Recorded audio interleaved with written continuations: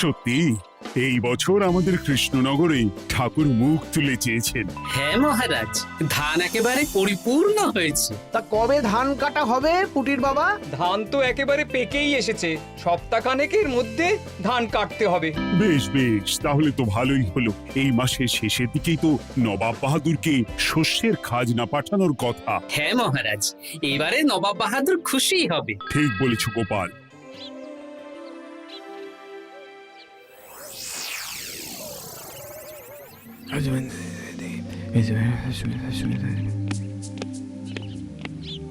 প্রণাম খাম্বাজরাজ। ওই তো কৃষ্ণনগরের মন্ত্রী চলে এসেছে। ও, এর কথাই তুমি বলেছিলে? হ্যাঁ, ওই রাজ্যের সব খবরাখবর আমায় দেয়। ইনি কে? ইনি হলেন জমিদার কেশকান্ত বর্মন, আমার রাজ্যেরই দক্ষিণ পশ্চিম গ্রামের জমিদার, আমার প্রিয় বন্ধু। নামটা বেশ অন্যরকম, কেশকান্ত। আসলে ওদের বংশ পরম্পরায় সকলের উন্নত ঘন কেশ আছে, তাই ওদের পরিবারের সবারও নামে একটা করে কেশ আছে।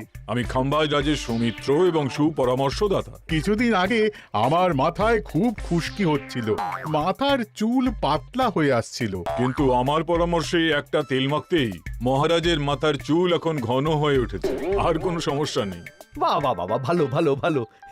এবার তাহলে কাজের কথাটা বলে দিন। এবারে তো শুনলাম তোমাদের রাজ্যে অনেক ধান উৎপাদন হয়েছে, তাই স্বাভাবিকভাবে নবাব বাহাদুরের কাছে রাজস্ব অনেক বেশি দেবে, কি তাই তো? হ্যাঁ, এবারে রাজস্ব দানে কৃষ্ণনগরে প্রথম হবে।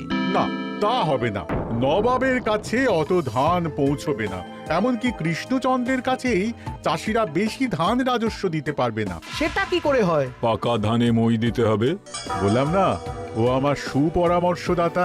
হ্যাঁ, আমার মন্ত্রীকে বাণিজ্যের কাজে বাইরে পাঠিয়েছি কিছুদিন, তাই কেশকান্ত মাঝে মধ্যেই আমার কাছে আসে, গল্পগুজব করে আর সুপরামর্শ দেয়। কিন্তু আমি কি করব? তুমি রাতের অন্ধকারে চাষিদের ধান জমিতে পাকা ধানে মই দিয়ে দাও, এমন ভাবে কাজটা করবে যাতে কাক পক্ষীতেও টের না পায়। আর তাতে আমার লাভ?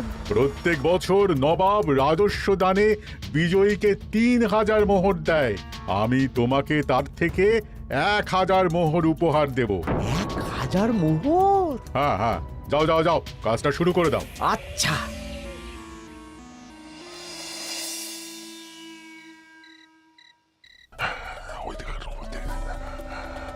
তাহলে আর দেরি কেন? মন্ত্রীমশাই কথা মতো কাজ শুরু কর। হ্যাঁ হ্যাঁ, চল।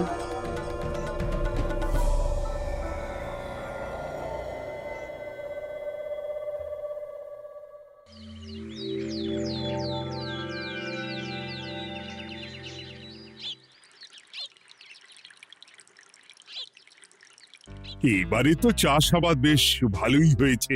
আশা করি নবাব বাহাদুরের কাছ থেকে এবারে আমরাই পুরস্কার পাবো। হ্যাঁ মহারাজ, সারা বাংলায় কৃষ্ণনগরের মতো উৎপাদন এই বছরে কোথাও হয়নি। সর্বনাশ হয়ে গেছে মহারাজ, সর্বনাশ হয়ে গেছে। কি সর্বনাশ হয়েছে গো পুটির বাবা? গতকাল রাতে আমাদের সব জমির পাকা ধানে মই দিয়ে দিয়েছে। সে কি? এবার আমরা কি করব মহারাজ? কাদের কাদের জমিতে হয়েছে এসব? যেই জমিতে তাকাবেন সেই জমিতেই এই কাণ্ড, ধান ঝরে সব মাটিতে পড়ে আছে। এবার আমরা কি করব? হায় হায় হায়, এবার আমাদের রাজ্যের কি হবে? নবাব বাহাদুরকে তো জবাব দিতে পারবো না। বড় বিপদ হয়ে গেল, রাজ্যে গ্রহের প্রকোপ নেমে এলো। ও, আর কদিন পরেই আমার টেকে আসবে 1000 মোহর। ঠিক আছে, তোমরা সবাই এখন বাড়ি যাও। না, আমার মন মেজাজ ভালো নেই।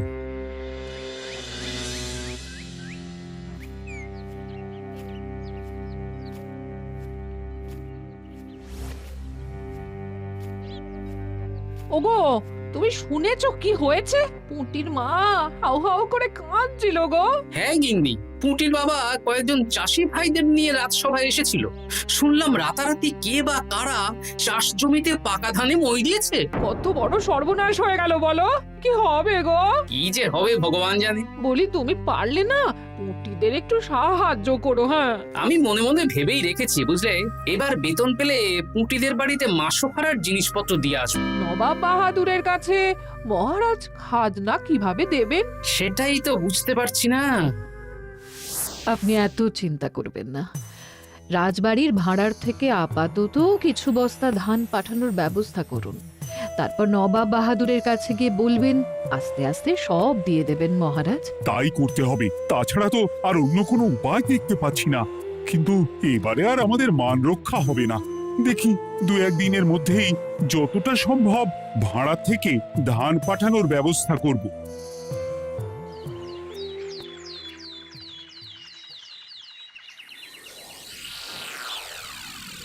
এই বছর 10,000 বস্তা ধান রাজস্ব এসেছে খাম্বাজ রাজ্য থেকে, 7,000 বস্তা ধান এসেছে বর্ধমান রাজ্য থেকে, আর মাত্র 100 বস্তা এসেছে কৃষ্ণনগর থেকে।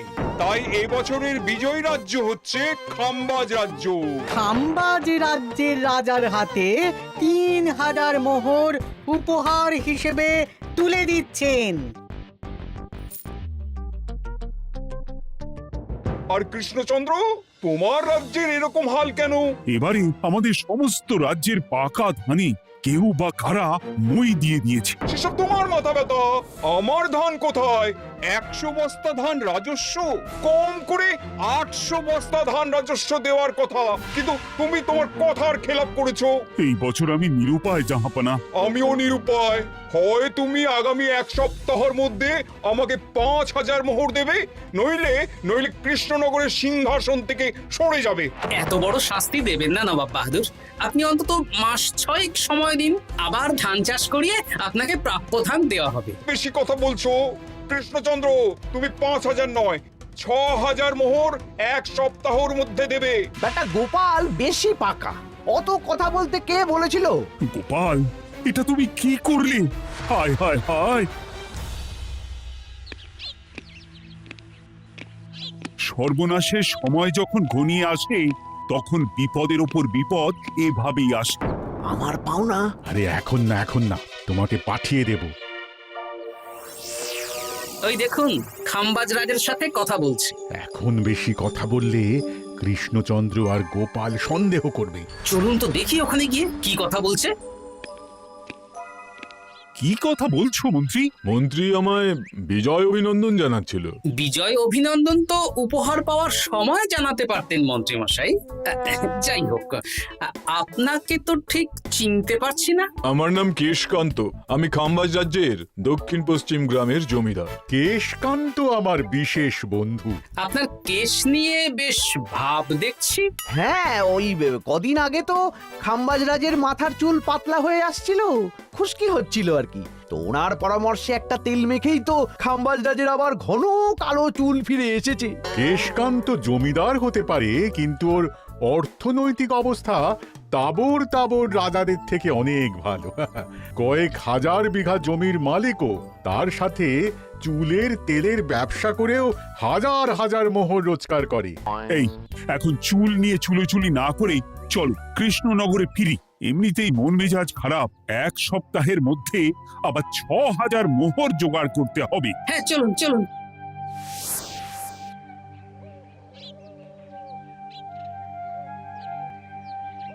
আচ্ছা মন্ত্রীমশাই, আপনি এই কেশকান্ত জমিদারের ব্যাপারে এত কিছু জানলেন কি করে?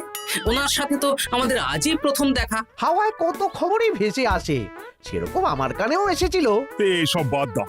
গোপাল, মন্ত্রী, দুজনেই ভাবনা চিন্তা করো কিভাবে 6,000 মোহর জোগাড় হবে। পাকা ধানে মই পড়লো, এখন আবার এত বড় বোঝা। আমার কাছেও মহারাজ বেশি অর্থ নেই, সব মিলিয়ে মিশিয়ে ওই 150 থেকে 200 মোহর মতো আছে বাড়িতে। যদি বেশি থাকতো আমি আপনাকে নিশ্চয়ই সাহায্য করতাম মহারাজ। তাও করতেন কিনা সন্দেহ। তুমি চুপ করো। মন্ত্রীমশাই ওই লোকটাকে জানলো কি করে? এই লোকটাকে তো আগে দেখারই কথা না। না, ব্যাপারটা নিয়ে ভাবতে হবে। চলুন চলুন।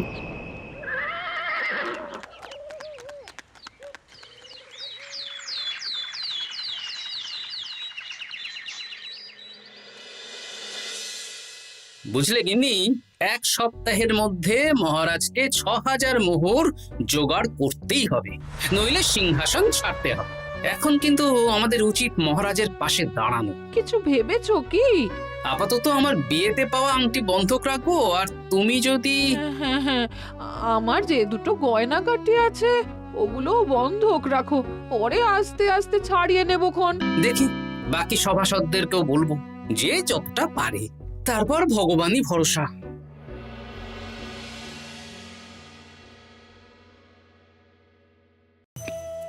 আপনি এত চিন্তা করবেন না মহারাজ। চিন্তা না করে কি আর কোনো উপায় আছে? সিন্ধুকে যা আছে তা দিয়ে 3000 মোহর হয়ে যাবে, কিন্তু তারপর আর কি করব? এবার কি নিরুপায় হয়ে জায়গা জমি বিক্রি করতে হবে? কিছু একটা করতেই হবে। আপনি গোপালকে একবার বলে দেখুন, প্রত্যেকবার যখনই বিপদে পড়েছেন তখন গোপালই আপনাকে বাঁচিয়েছে। দেখি আগামীকাল রাজসভা শুরু হওয়ার আগে গোপালের সাথে ব্যাপারটা নিয়ে আলোচনা করব।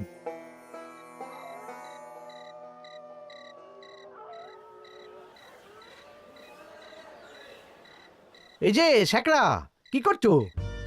এই তো, বলুন। শোনো, আমার গিন্নির জন্য একটা হীরের হার বানাতে হবে, ওই 1000 মোহরের মধ্যে। 1000 মোহরে তো হীরের নাক, কান, গলা, হাত, পা সব গয়না, এই সব গয়না হয়ে যাবে মন্ত্রীমশাই। তাহলে বানাও, এই নাও 1000 মোহর। ওরে বাবা, মন্ত্রী মশাই, 1000 মোহর! এই মন্দার বাজারে এত মোহর কোথায় পেলেন? গতকালই তো বললেন আপনার কাছে 150 থেকে 200টা আছে। সে যেখান থেকেই পাই তাতে তোমার কি? না, আমার কিছু না। শ্যাকরা, আমি কয়েকটা গয়না বন্ধক রাখবো। দেখি কি আছে। এই সব মিলিয়ে এতে আমি 15 মোহর দিতে পারবো। বেশ, তাই দাও। আমি ধীরে ধীরে শোধ করে গয়নাগুলো ছাড়িয়ে নেব। হ্যাঁ, মন্ত্রীর ব্যবহারগুলো বেশ সন্দেহজনক লাগছে।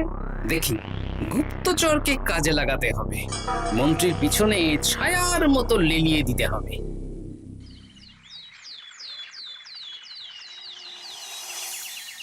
মহারাজ, আমি চেষ্টা করছি আপনার এই মোহর কিভাবে জোগাড় করা যায়, আপ্রাণ চেষ্টা করছি। দেখো, আমি 3000 মোহর পারবো, কিন্তু তার বেশি হলে জায়গা জমি বেচতে হবে, হাতে যে বেশি দিন সময়ও নেই। আচ্ছা মহারাজ, দেখছি। তবে মন্ত্রীমশাই চাইলেই আপনাকে 1000 মোহর দিয়ে সাহায্য করতে পারতেন, কিন্তু উনি তা না দিয়ে ওনার গিন্নির গয়না বানাচ্ছেন, হীরের গয়না। দেখি, মন্ত্রী তো কালকেই বলল ওর কাছে 150 থেকে 200 মোহর আছে মাত্র, 1000 মোহর কোথা থেকে পেল? সে উনিই জানেন, তবে তার খবর খুব তাড়াতাড়ি আশা করি পেয়ে যাব মহারাজ।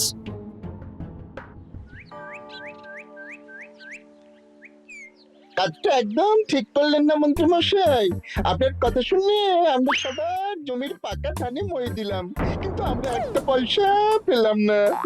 আপনি যে এই কাজ করার জন্য খাম্বাজ রাজার কাছ থেকে ওই 1000 মোহর উপহার পেলেন, সেটা দিয়ে গিন্নির গয়না বানাতে দিলেন, কিন্তু আমাদের বেলায় লবডঙ্কা। আরে তোদেরকেও দেবো, একটু সবুর কর, আগে গিন্নির মাথাটা ঠান্ডা করি।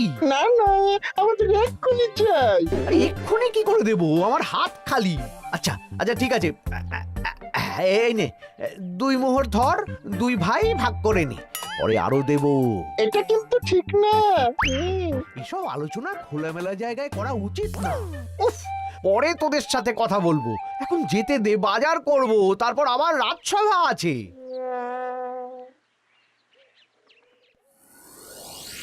আচ্ছা, এই ব্যাপারটা মহারাজকে আর গোপাল দাদাকে জানাতে হবে।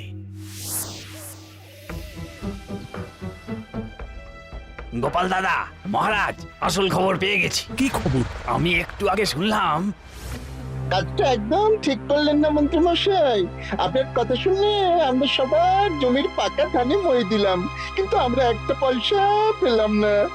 আরে তোদেরকেও দেবো, একটু সবুর কর।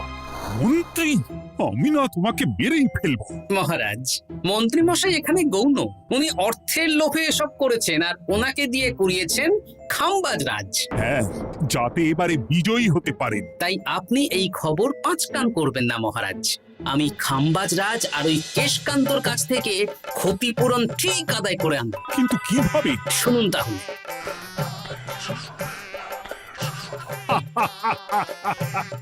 দারুণ বুদ্ধি। তাহলে এখন আসি মহারাজ, কাউকে কিচ্ছু বলার দরকার নেই।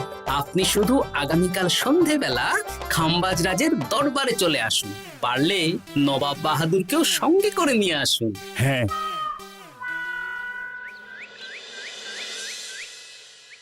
প্রণাম খাম্বাজ রাজ, কে আপনি?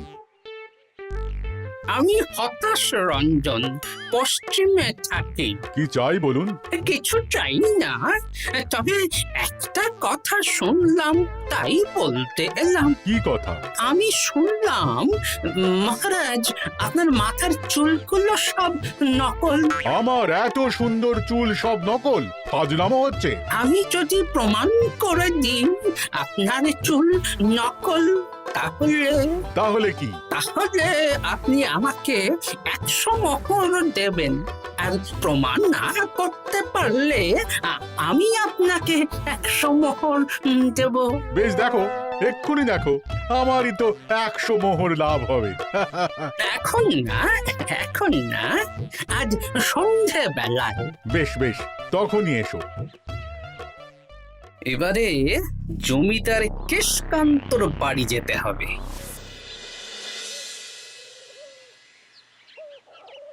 জমিদার মশাই বাড়ি আছেন? কে মশাই আপনি? আমি হতাশ রঞ্জন, পশ্চিমে থাকি। আমি বিশাল ক্ষমতাশালী লোক। কিসের ক্ষমতা? আমি রাজরাজাদের মারধর করি, চুল ধরে টানি, শাস্তি দিই। এসব কি উল্টো পাল্টা বলছেন? খাম্বাজ রাজ আপনার বন্ধু না? হ্যাঁ, প্রিয় বন্ধু। ওনাকেও আমি আপনার সামনে চুল ধরে টানবো, কিন্তু উনি কিচ্ছু করতে পারবেন না। উনি আপনাকে শুলে চড়াবেন। কিছুই করতে পারবেন না, বললাম না আমি বিশাল ক্ষমতাশালী লোক। বিশ্বাস হচ্ছে না তো? তাহলে বাজি ধরুন, 10,000 মোহরের বাজি। 10,000 মোহরের বাজি? হ্যাঁ, আজ আমি খাম্বাজ রাজের রাজবাড়ি যাব, আর আমার শক্তি প্রদর্শন করব।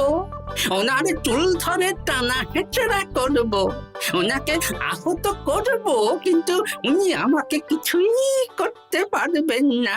বেশ রাজি, বাজি 10,100 মোহর দিতে পারবেন তো?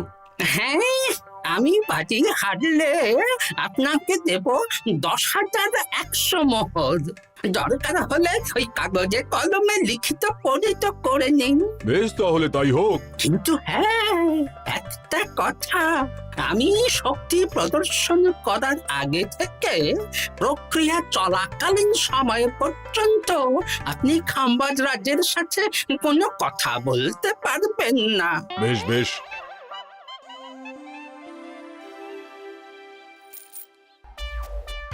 তাহলে শুরু করি।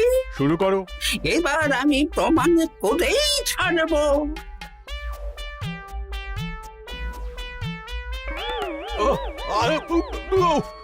লাগছে লাগছে, বাবারে, লাগছে এই সেরেছে। লাগছে, এ তো সত্যি সত্যি চুল ধরে টানছে। লাগছে লাগছে, বাবারে, বাবা। ওরে বাবা রে বাবা, কি শক্ত! এ কি, খাম্বাজরাজ কিছুই তো বলছেন না? তাহলে কি আমি হেরে গেলাম? না না খাম্বাজ রাজ, আমার ধারণা ভুল, যা শুনেছি তাও ভুল। এবার বিশ্বাস হলো তো? দাও দাও, এবারে 100 মোহর দাও। দিন কেশকান্ত মশাই, আমাকে 10,100 মোহর দিন। এ কি, ও তোমাকে 10,100 মোহর কেন দেবে? ওনার সাথেও তো বাজি ধরেছিলাম। কি বাজি? আপনার এখান থেকে বেরিয়ে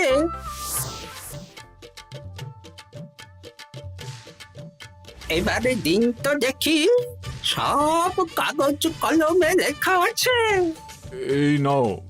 হায় হায় হায় হায়।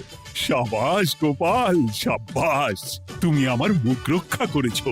গোপাল, কৃষ্ণচন্দ্র, নবাব বাহাদুর, আপনারা? হ্যাঁ, আমি গোপাল। এটা ছাড়া আর কোনো উপায় ছিল না খাম্বাজরাজ।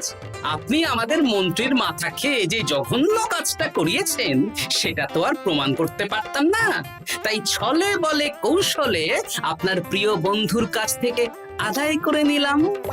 হ্যাঁ নয়, হ্যাঁ।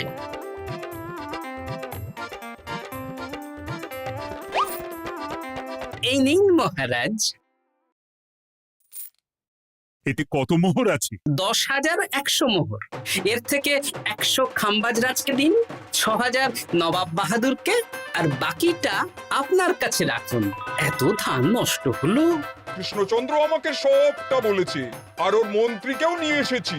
ধোলাই খেয়েই সব বলে দিয়েছে। এই কে আছো?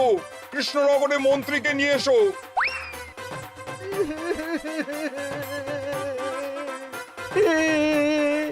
মার খেয়ে আমি সব বলে দিয়েছি খাম্বাজরাজ। উদ্ধার করে তো জাহাপানা, আমাকে ক্ষমা করে দিন।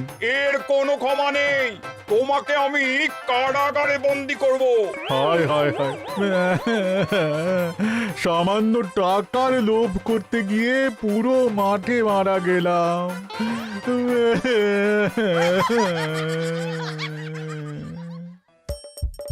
হাসির রাজা, জ্ঞানের রাজা, রসিক রাজা।